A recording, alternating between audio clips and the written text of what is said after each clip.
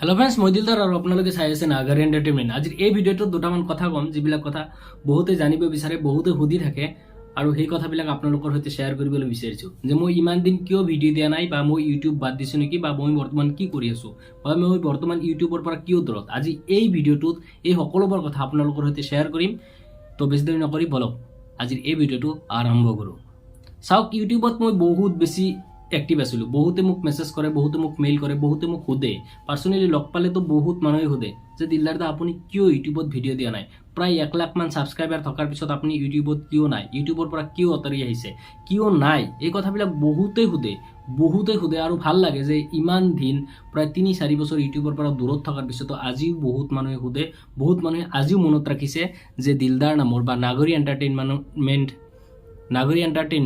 নামটো পাহৰি যাওঁ, নাগৰী এণ্টাৰটেইনমেণ্ট নামৰ এটা ইউটিউব চেনেল আছিল। চাওক, প্ৰথম কথাটো হ'ল যে মই যেতিয়া LLB পঢ়ি আছিলোঁ 2019ত LLB পাছ কৰাৰ পিছত তাৰপিছত ঘৰত গ'লোঁ। তাৰ পিছৰে পৰা লকডাউন, অলপমান ফেমিলি প্ৰব্লেম ঘৰত থকা হ'ল আৰু তাৰ কাৰণে ইউটিউবত ভিডিঅ' দিয়া নহ'ল। আৰু তাৰপিছত মই এতিয়া প্ৰফেচনেলি এজন এডভকেট, আৰু এডভকেট হিচাপে কোৰ্টত টাইম দিব লগা বা তেনেকুৱা কথাৰ কাৰণে মই ইউটিউবৰ পৰা দূৰত আছোঁ। আৰু যোৱা কিছুদিনৰ পৰা আপোনালোকৰ সৈতে এই কথাটো শ্বেয়াৰ কৰিব লাগিব, আৰু আপোনালোকৰ পৰা দুৱা আশীৰ্বাদৰ বহুত বেছি প্ৰয়োজন।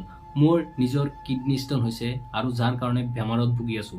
যদিও মই ইচ্ছা কৰি ইউটিউব আকৌ আৰম্ভ কৰিম বুলি ভাবিছিলোঁ, বহুতৰ লগত ব্যক্তিগতভাৱে কথা পাতিছিলোঁ, বহুতৰ লগত যে মই কলাপ কৰিম, আকৌ আগৰ নিচিনাকৈ ইউটিউবত এক্টিভ হ'ম, এনেকুৱা ধৰণৰ কথাবিলাক পাতিছিলোঁ। কিন্তু বেমাৰৰ কাৰণে এইবিলাকৰ পৰা দূৰত থাকিবলগীয়া হ'ল।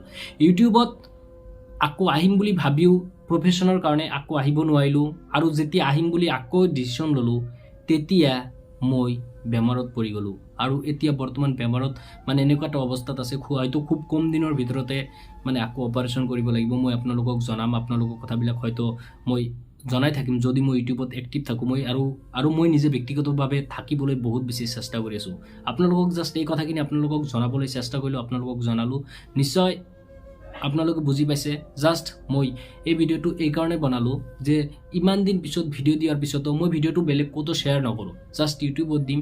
ইউটিউবৰ যিসকল মোৰ ছাবস্ক্ৰাইবাৰ, যিসকল মোৰ ব্যক্তিগতভাৱে মোক ভাল পোৱা মানুহ আছে, ইমান দিন পিছতো যিসকলে মোক মনত ৰাখিছে, সেইসকলক মই ভাবোঁ যে তেওঁলোকে মোক সঁচাকৈ মনত ৰাখিছে, সঁচাকৈ মোৰ কণ্টেণ্টবিলাক ভাল পাইছিলে, বা তেওঁলোকে সঁচাকৈ মোক চিনি পাইছে, বা ইউটিউব বুলি নহয় তেওঁলোকে মোক ব্যক্তিগতভাৱেও বা মানে এটা বেলেগ ৰিলেশ্যন, এটা সম্পৰ্ক এটা বনাইছে। গতিকে তেনেকুৱা ধৰণে ভাবিবলৈ মই জাষ্ট ইউটিউবত ভিডিঅ'টো দিলোঁ। মই চেষ্টা কৰিম, মই আকৌ এবাৰ ইউটিউবত আহিম, ইউটিউবত আকৌ বহুত কণ্টেণ্টবিলাক আনিবলৈ চেষ্টা কৰিম। মই বহুতৰ লগত কলাপ কৰিবলৈ বা বহুতৰ লগত আকৌ আগৰ নিচিনাকৈ ভিডিঅ' বনোৱাৰ কাৰণে বহুতৰ লগত কথা পাতিছোঁ। মই হয়তো যদি অপাৰেশ্যন কৰোঁ, অপাৰেশ্যনৰ পিছত আপোনালোকক মানে আকৌ আগৰ নিচিনাকৈ ভিডিঅ' দিবলৈ চেষ্টা কৰিম। আৰু যদি অপাৰেশ্যন নকৰাকৈ মেডিচিন খাই মোৰ ঠিক হয়, তেতিয়াহ'লে হয়তো মই আকৌ তেনেকুৱা ধৰণে ভিডিঅ' দিবলৈ চেষ্টা কৰিম। ভিডিঅ'টোৰ জৰিয়তে আপোনালোকক জাষ্ট মই এইখিনি কথা ইনফৰ্ম কৰিব লগা আছিল, বেলেগ কোনো কথা নাই। হয়তো মই কণ্টেণ্টবিলাক আপোনালোকক দি থাকিবলৈ চেষ্টা কৰিম। আজিৰ এই ভিডিঅ'টো এইখিনিয়ে জাষ্ট আপোনালোকক জনালোঁ। তো আজিলৈকে আহিছোঁ, টিল দেন টাটা বাই।